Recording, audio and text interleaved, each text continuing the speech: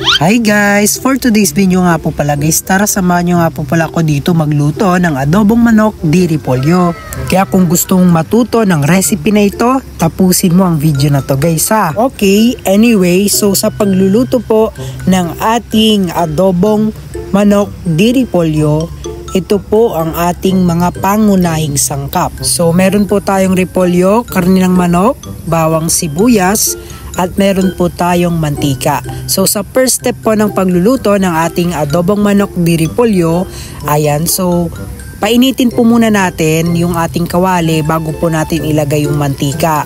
After po noon, kapag uminit na po yung kawali at yung mantika, ilagay na nga po natin dito yung ating bawang at imekos-mekos na nga po natin yan guys. At isabay na nga po natin dito yung ating sibuyas guys kapag medyo naluto na at napapansin po natin yung nagbabrown na yung ating bawang dito. So imekos-mekos lamang po natin yan guys ng mabuti guys para malasap po natin yung aroma at mapapansin po natin na talaga dito na ayan, ginigisa po natin ng mabuti yung ating bawang at sibuyas. Dito po kapag luto na yung ating bawang at sibuyas, I mean to say na kapag nagisa na po yan, ready na po natin dito yung ating karne ng manok at ilagay na nga po natin dito sa ating kawali. Okay?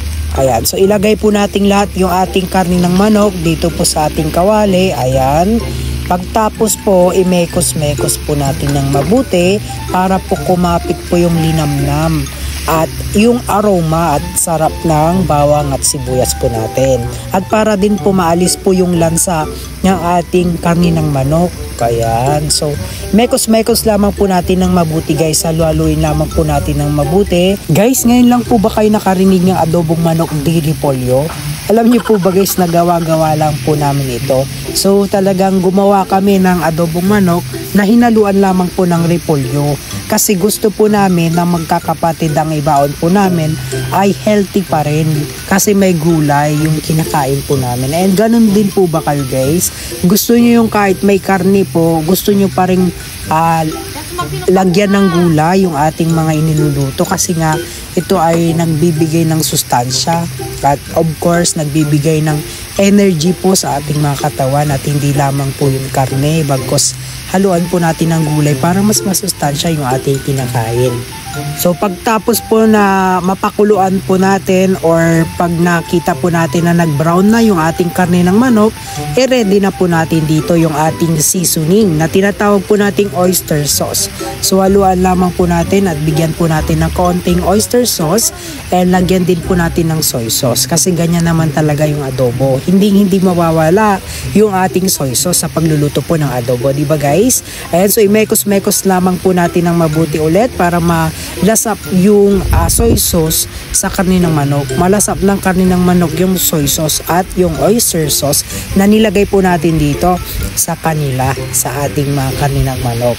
Okay? And yung adobo guys na ginawa po namin dito guys talagang maproseso po. Kung mapapansin nyo po guys talagang pinapakulan po natin at dinagdagan po natin ng another soy sauce para talaga malasap yung lasa ng soy sauce, yung alat.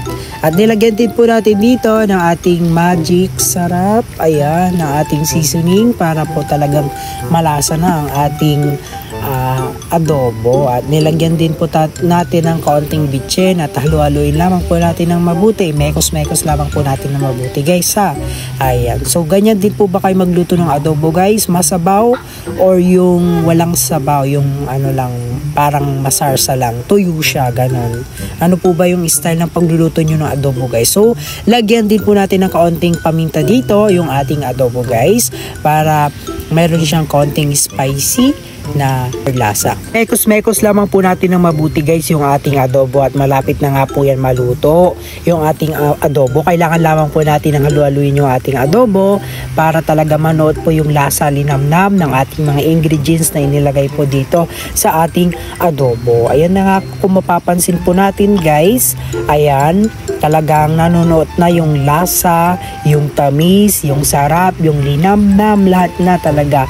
dito sa ating adobo guys. Ayan. So, ayan, luto na nga po yung ating adobo dito. So, kailangan po natin ditong i-set aside yung ating inilutong adobo.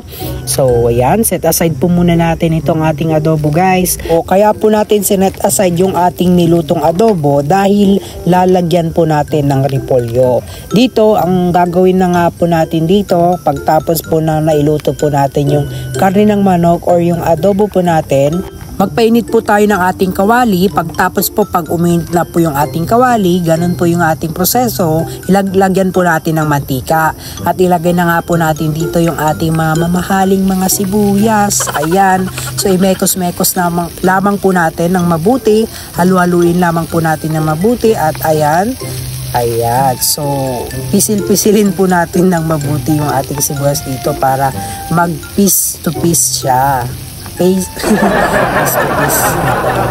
Ayan, so imekos-mekos lamang po natin na mabuti dito ang ating sibuyas kasi i-ready na nga po natin dito pag naluto na po yung ating sibuyas. Kapag naamoy na po natin yung aroma ng sibuyas po natin at ready, na siya, talagang luto na yung ating sibuyas, ready na nga po natin dito guys yung ating inihandang fresh repolyo, kasi yun talaga guys yung ating pinaka main dito. So nagluto tayo ng adobo at the same time hinaluan po natin ng repolyo, kaya tinawag po nating adobo di repolyo, na kung saan yung repolyo na yun napaka-healthy, napaka-crunchy talaga. Ayan, di ba? So i-ready na nga po natin dito yung ating fresh repolyo na talagang ginayat-gayat po namin diyan para naman po healthy living kami. Hindi lang kami kumakain ng karne, bagkos hinaluan po namin ito ng mga gulay kasi nga dagdag energy sa ating mga katawan yan guys kapag lagi tayong kumakain ng gulay. Syempre kasi healthy yan gulay. Syempre sinong hindi gusto ang gulay, di ba? Ayan, so haluin lamang po natin ng mabuti guys dito yung ating gulay na iniluluto o yung ating repolyo para po maging crunchy at maluto ng mabuti yung ating inilulutong repolyo. Kasi guys, papakrunchin po natin itong ating repolyo. Tapos ilalagay po natin dito yung ating inilutong adobo, tsaka papakuluan po natin ulit at iluluto po natin ulit.